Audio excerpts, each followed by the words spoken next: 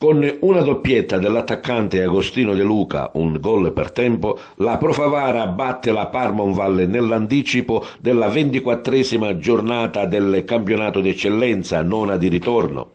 La formazione favarese è così tornata subito alla vittoria dopo la sconfitta patita nel derby con l'Akragas. Contro l'ultima della classe, la Parmonval, la squadra favarese non ha avuto particolari problemi ad aggiudicarsi l'intera posta in palio. È stato difficile invece manovrare in un terreno di gioco in terra battuta ridotto ad un acquitrino dalla pioggia e al limite della praticabilità come è stato il Francolo Monaco di Partanna Mondello.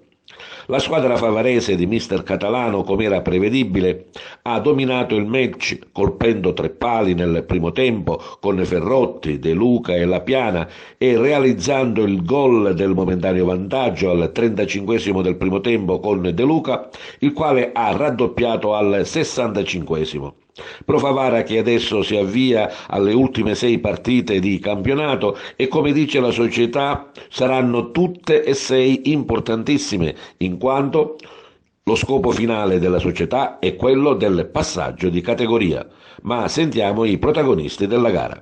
Era una partita importante per noi come del resto tutte le altre, perché per noi ormai sono 6 finali, cercheremo fino alla fine fino a quando la matematica non ci condanna di giocare fino all'ultimo per poter raggiungere il nostro obiettivo.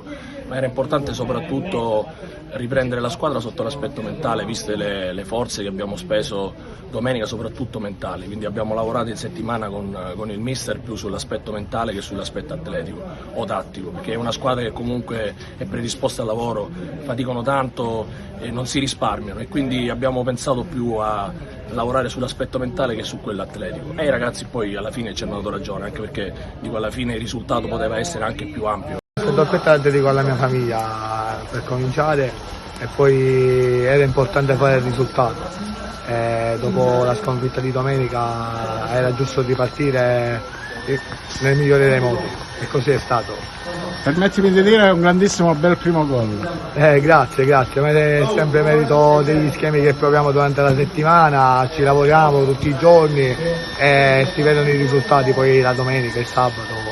Sapevamo le insidie del campo, sapevamo che venire qua a prescindere dalla forza della squadra è sempre difficile per il terreno di gioco. Oggi in più c'era la pioggia, c'era un campo ai limiti della praticabilità, però l'atteggiamento è quello da grande squadra, è quello che doveva reagire a una partita persa la settimana scorsa importante per proiettarsi ancora in avanti e provare a raggiungere quel sogno da qualunque parte vogliamo. Infatti oltre a dover reagire avete trovato un'incognita in più, un campo ai limiti della praticabilità. Vabbè sì, qua si sa che si trova questo campo, dovevamo essere forti a superare quello, siamo riusciti.